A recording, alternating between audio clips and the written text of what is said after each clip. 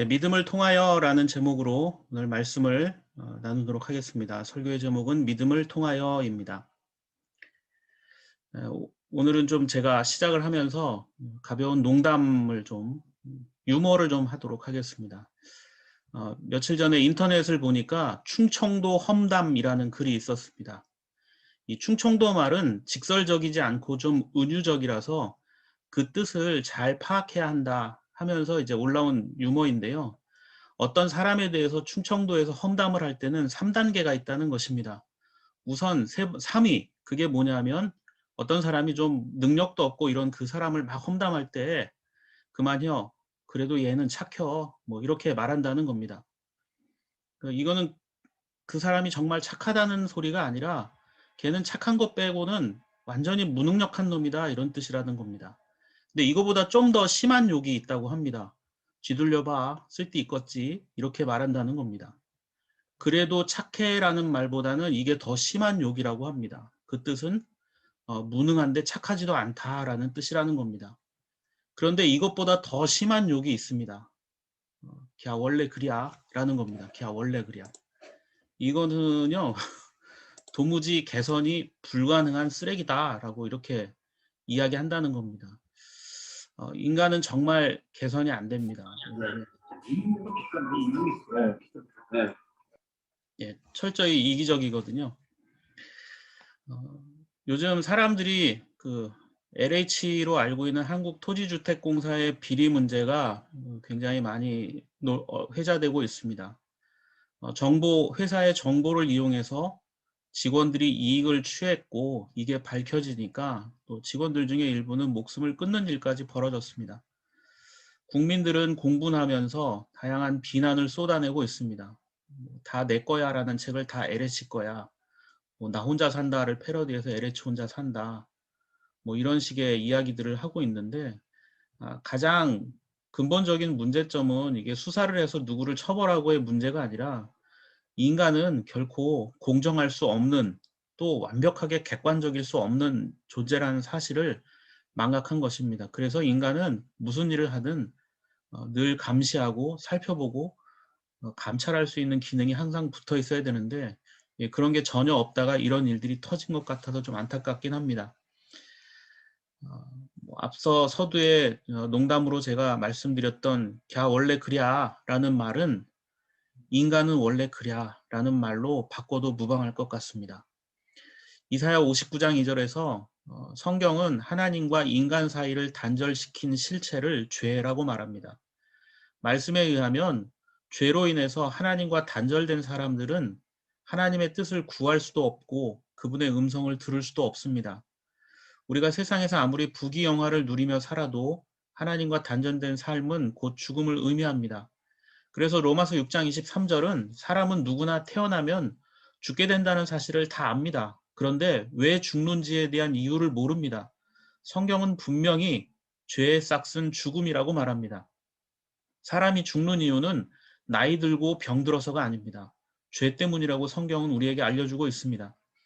그래서 전도서 7장 2절은 장례식장에 가거나 누군가의 죽음을 대하게 될 때마다 인간은 죄 때문에 죽을 수밖에 없는 존재구나 라는 이 사실, 그렇기 때문에 우리에게는 하나님의 은혜가 필요하다는 점, 이 세상에서 살다가 죽는 것이 끝이 아니다라는 사실을 늘 고백할 수 있어야 합니다. 예를 들어서 몸이 아픈 환자가 있다고 생각해 보십시오. 그 환자가 병을 잘 고치기 위해서는 솜씨 좋은 의사를 만나야 하고 몸에 맞는 약을 먹는 것이 중요합니다. 그런데 더 중요한 것은 자신이 병에 걸렸다는 사실을 알고 치료가 필요하다는 사실을 알고 스스로 조심하고 의사가 주는 약이나 어떤 처방에 대해서 받아들여야 합니다. 마찬가지로 인간이 하나님 앞에서 죄인이라는 사실을 고백하지 않으면 그 사람은 하나님의 은혜는커녕 그리스도 안에서 누리는 생명이나 자신이 죄인 되었다는 사실조차도 인정하지 않는다면 그는 망가진 삶을 살 수밖에 없고 죽어서도 소망이 없는 삶을 살아갈 수밖에 없다는 것입니다. 그렇다면 하나님과 단절되었을 때 사람들은 어떤 반응, 어떤 삶의 모습을 보이며 살아가게 될까요? 성경 말씀에는 이런 이야기들이 참 많이 나옵니다. 하나님과 단절된 사람들이 어떤 삶의 자세를 보이는가? 바로 조급함과 원망입니다. 이스라엘 백성은 왜 마음이 조급하고 원망을 했을까요? 여기서 잠시 오늘 첫 번째 본문인 민수기의 간단한 구조를 살펴보는 것이 좀 좋을 것 같습니다. 민수기 성경은요, 말 그대로 이스라엘의 인구를 조사한 내용이 이제 주된 내용으로 되어 있습니다. 첫 번째 1차 인구 조사와 2차 인구 조사가 민수기 1장과 민수기 26장에 등장하는데, 첫 번째 1차 인구 조사는 시내 광야에서, 2차 인구 조사는 가나안에 들어가기 전에 이 모압 평지에서 실시를 했습니다. 인구 숫자를 조사할 때에는 칼을 들고 싸울 수 있는 남자들의 숫자만 이제 카운터를 하기 때문에 이것보다 몇 배는 더 많은 사람들이 이제 있었을 것이다라고 이제 추정해 볼 수는 있습니다. 그런데 그 1차 인구조사 때 있었던 사람들이 2차 인구조사 때보다는 좀 숫자도 많이 줄어들었을 뿐만이 아니라 거의 대부분이 가나안 땅으로 들어가지 못합니다. 40년 가까운 세월을 광야에서 보내다가 이제 앞선 1차 인구조사 세대들이 다 이제 죽고 나서 새로운 세대들이 가나안에 들어가게 됩니다. 자, 왜 이집트에서 나왔던 사람들이 가나안에 들어가는데 실패했을까요? 앞서 말씀드렸던 조급함과 원망 때문이었습니다.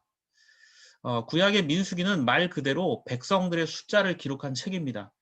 민수기에는 두 번의 인구조사에 대한 기록이 등장하고, 첫 번째는 이집트를 탈출했을 때 나왔던 내용들이고, 두 번째는 이제 가나안에 들어가기 전에 조사했다라고 말씀드렸는데, 뭐 좀 작아서 잘 안 보이실 수 있는데요. 이스라엘의 어떤 행군 대열을 정비하면서 이제 민수기의 출발이 시작이 되고요. 거의 1년 가까이 시내산 근처에 머물던 이스라엘이 가나안에서 행진을 시작했지만 얼마 지나지 않아서 백성들 사이에 원망이 터져 나옵니다. 가는 길도 불편하고 만나로 식량을 해결한다고 하지만 부족한 게 한두 가지가 아니었습니다. 더구나 40일 동안 가나안을 정탐하고 돌아온 12명의 정탐꾼의 보고는 더 절망적입니다. 가나안에 우리는 못 들어갈 것이다. 거기가 더 강하고 우리는 메뚜기처럼 연약한 존재일 뿐이다. 이렇게 나쁜 소문을 퍼뜨리죠. 그래서 백성들이 더 불안해하다가 결국은 불만을 갖게 되고 하나님께서 그들이 가나안에 들어가지 못하도록 하며, 또 이런 소문 이후에 급기야는 레위의 증손자였던 고라가 반기를 들고 일어섭니다. 무려 250명이 넘는 지도자급 사람들이 모여서 모세와 아론을 뭐 요즘 말로 하면 탄핵을 하려고 했습니다. 그리고 에돔 사람들이 또 길을 내주지 않고 모세가 우리가 곡식을 손해를 끼치거나 하면 변상을 하겠다 이렇게 제안해도 에돔 사람들이 절대 불가를 외칩니다. 결국 먼 길을 돌아가게 되니까 이스라엘 백성들이 또 불만을 터뜨리게 되고, 결국은 오늘 본문 말씀 속에 등장하게 되는 이 불뱀과 놋뱀 사건을 통해서 하나님께서 불평을 쏟아내는 이스라엘 사람들을 징계하시기까지 합니다. 이런 일들이 끊임없이 반복이 됩니다. 민수기 21장 4절 말씀을 보면 길을 걷는 동안 백성들의 마음이 조급하였다 이렇게 되어 있습니다. 여기서 조급하다라는 말은 참을 수 없다라는 뜻입니다. 참을 수 없다. 그래서 이스라엘 사람들이 이 광야에서 나온 이 길을 참지 못했다라는 겁니다. 이게 뭐 몇 년이 지나서 이런 게 아니라 나온 지 얼마 되지 않았는데부터 이스라엘 사람들은 불평불만을 터뜨리기 시작했다라는 겁니다. 그러니까 칼빈에 의하면 이 조급하다라는 이 말을 히브리어로 카차르라고 하는데, 몹시 싫어한다 이런 뜻뿐만이 아니라 고통을 주거나 번민을 주는 지루함, 그러니까 계속 신경 쓰이는 것이라 불편해했다라는 뜻도 된다고 합니다. 칼빈의 설명에 따르면 이스라엘 사람들은 자신의 삶이 고통스러운 이유가 하나님과 모세 때문이다라고 생각하기 시작했다는 겁니다. 그래서 길을 가긴 가는데 마음에 들지 않고 화가 난 상태로 조금만 건드리면 금방이라도 폭발할 수 있는 상태. 그런데 그게 5절에 넘어가면 결국 원망으로 나타나기 시작합니다. 이 원망이라는 말은 대항한다는 뜻입니다. 좋을 때는 뭐 그냥 넘어갈 수 있는 일도 조금 틀어지거나 미움이 잡히면 트집거리가 됩니다. 그래서 이스라엘 사람들이 맨 끝에 보면 뭐 만나 같은 음식을 먹으면서 5절 끝에 뭐라고 얘기합니까? 진저리가 난다 이렇게 얘기하잖아요. 이 진저리가 난다라는 말은 싫은 걸 넘어서서 그냥 좀 사라졌으면 좋겠다. 하나님 꺼졌으면 좋겠다. 이런 뜻이라는 겁니다. 그래서 4절과 5절을 유추해 보면 이스라엘 사람들은 하나님 때문에 자신들이 고통당하고 있으니 이제 하나님을 단절해야 되고 그 하나님을 소개하고 있는 모세도 잘라야 되는 거 아니냐 이렇게 말하는 겁니다. 이런 마음을 품고 있을 때 하나님께서 살아계심을 이스라엘 사람들에게 보여주는데 놀라운 일이 벌어지죠. 바로 광야에서 불뱀들이 나타나서 사람들을 물고 그 사람들을 죽이는 겁니다. 모세가 기도합니다. 그런데 조급함과 원망이 주님과의 단절을 상징한다면 이 불뱀은 그로 인한 죽음을 뜻합니다. 그런데 이 문제를 해결하는 방법이 너무나 간단하고 엉뚱합니다. 8절과 9절 말씀을 보면 여러분 이런 내용을 받아들일 수 있습니까? 뱀에 물린 사람은 모세가 놋으로 만든 불뱀을 기둥에 달아 놓으면 그걸 쳐다만 보는 사람은 살아날 것이다. 이렇게 말합니다. 이걸 믿을 수 있을까요? 이걸 이치에 맞지 않는다거나 몰상식하다고 할 수 있습니다. 칼빈이 그 자신의 주석에서 이 부분에 대해서 뭐라고 설명하냐면요. 만일 그 뱀들이 즉시 떠나갔더라면 그 이스라엘 사람들은 그 뱀들이 그냥 우연히 떠났을 것이고 자연이 사라진 것일 것이다 라고 생각했을 거라는 겁니다. 그래서 아예 사람들이 잊어먹지 않도록 비웃음거리가 될 만한 자신들의 평소 경험과 이성과는 전혀 일치가 되지 않는 방법을 하나님께서 선택하셨다는 겁니다. 뱀에게 물려서 생긴 독을 제거하기 위해서 의사가 아니라 구리뱀에게 눈길을 돌린다는 건 논리적으로 납득이 되지 않는 일인데 그걸 통해서 하나님이 일을 하셨다는 겁니다.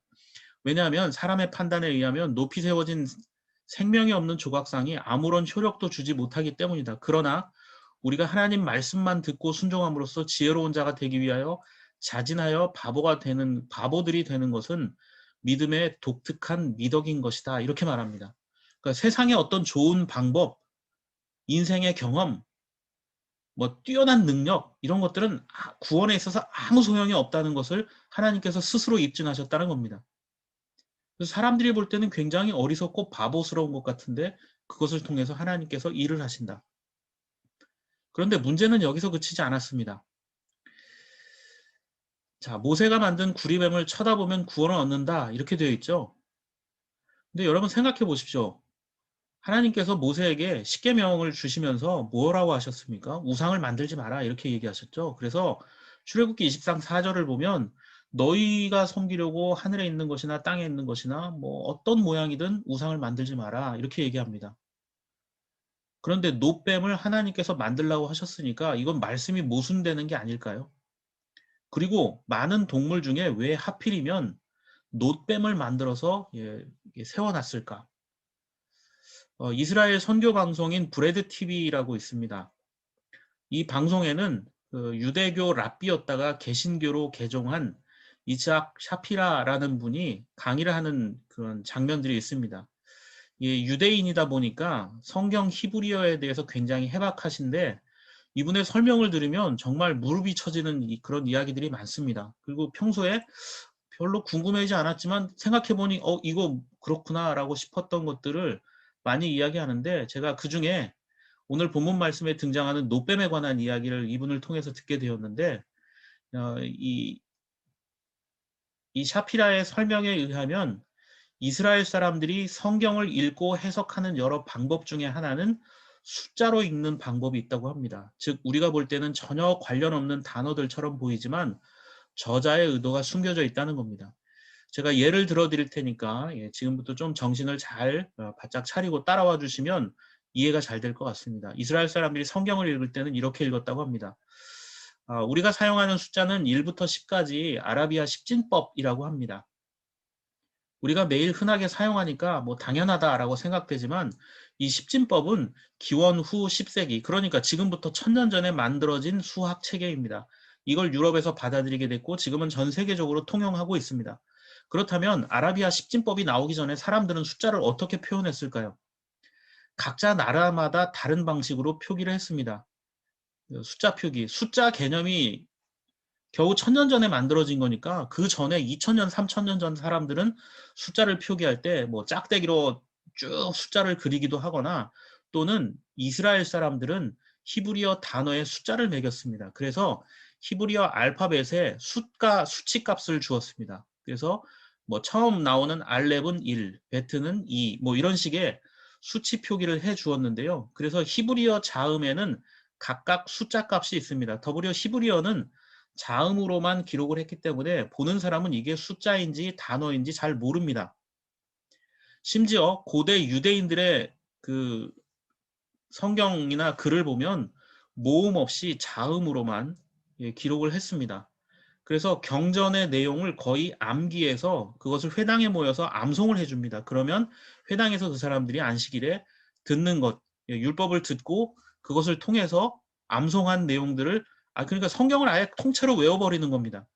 그러다가 시간이 흐르면서 히브리어가 점점 잊혀집니다. 당시 메소포타미아 지역에서 서민들 사이에 아람어가 굉장히 유행했는데 이 아람어가 통용되기 시작하면서 히브리어는 죽어가는 사어가 되었습니다. 그러자 7세기에 예수님 이후에 무려 700년이 지나서 마소라 학파 사람들이 자음만 있던 히브리어 이러다간 사라지겠다. 그래서 문자 표기를 하기 위해서 모음을 달기 시작했고 그것이 현대 히브리어로 발달하기 시작했습니다. 예수님도 아람어를 사용하셨고 히브리어를 못 썼을 것이다 라고 이야기하는 경우가 많습니다. 그리고 사람들과 토론할 때는 이미 어려서부터 들었던 그 유대인 경전의 내용을 가지고 토론하신 것이다. 그러니까 유대인들이 머리가 좋을 수밖에 없습니다. 어려서부터 엄청나게 암송을 하거든요. 그래서 이걸 제가 여러분들에게 다 이제 히브리어를 설명하면 어려우니까 우리 한글 표기로 설명을 좀 드리도록 하겠습니다. 예를 들면 우리나라 자음이 이렇게 돼 있죠. 자음으로만 글자를 쓴다고 한번 생각해 보십시오. 이게 말이 안 될 것 같습니다. 자, 이 자음에다가 제가 하는 방법인데요. 숫자를 이제 대입을 시킵니다. 그래서 기억은 1, 니은은 2 이런 식으로 숫자 표기를 하는 거죠.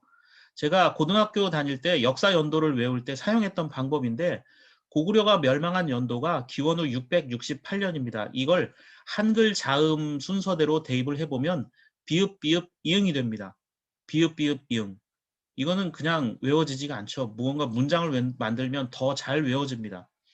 자, 여러분은 고구려 멸망 668년이 한글로 대입시켰을 때 비읍 비읍 이응이 된다. 그러면 뭐라고 외우시겠습니까? 저는 그냥 고구려가 바보처럼 멸망했으니까 바보야 이렇게 문장을 만들어서 외웠습니다. 그러면 안 잊어먹어요.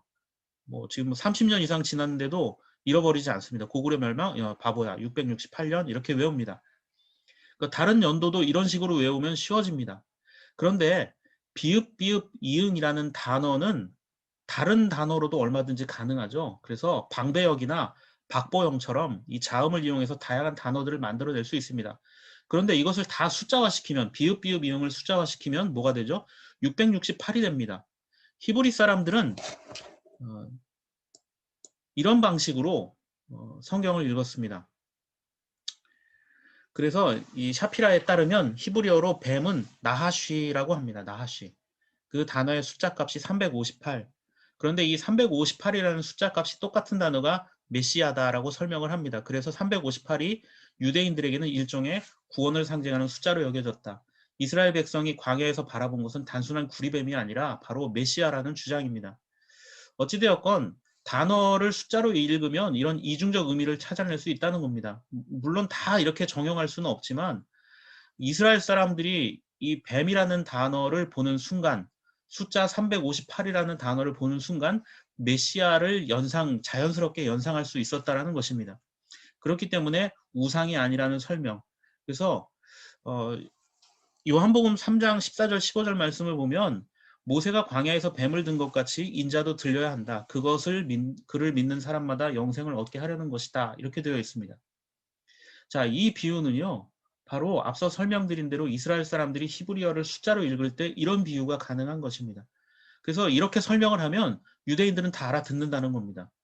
그냥 단어만 보면 뱀이랑 예수님 십자가가 무슨 상관이지? 그냥 높이 매달린 건가? 라고 생각되지만 뱀과 메시아라는 단어의 숫자 값이 같기 때문에 이 일종의 언어적인 상징성을 나타내준다는 겁니다.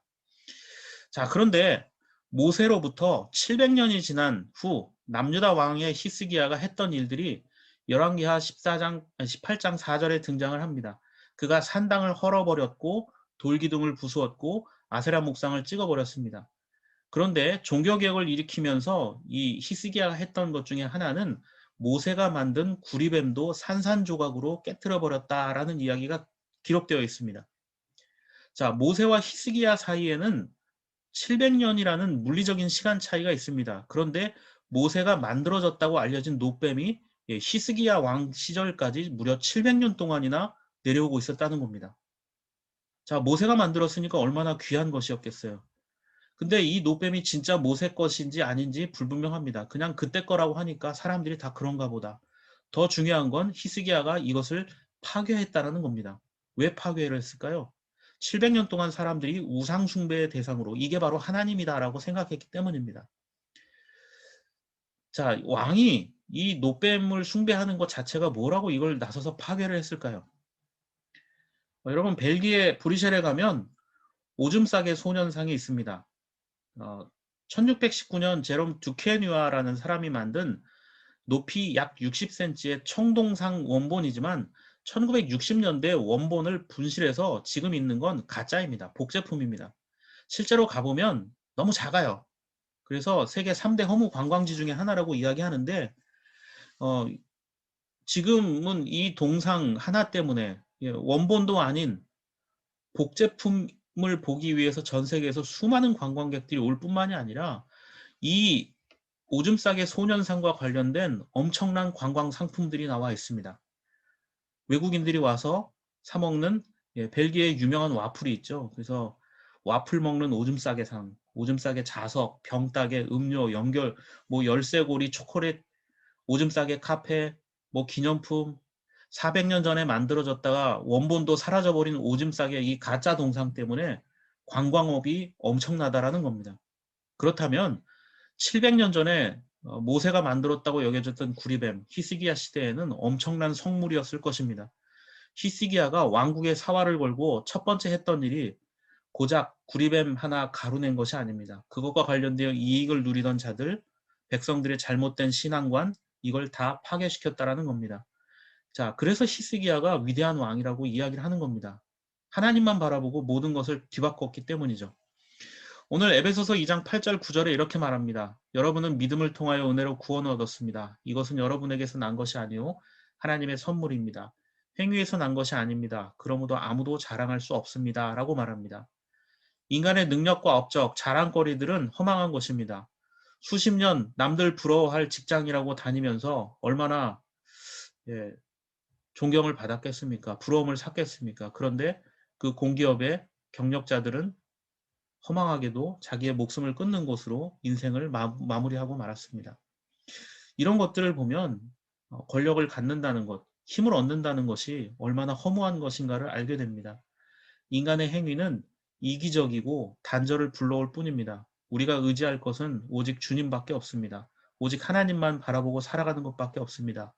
우리에게 구원의 선물을 베풀어 주시는 주님께만 우리의 삶을 온전히 의지하며 살아가는 저와 여러분들의 삶이 되기를 바랍니다. 기도하겠습니다.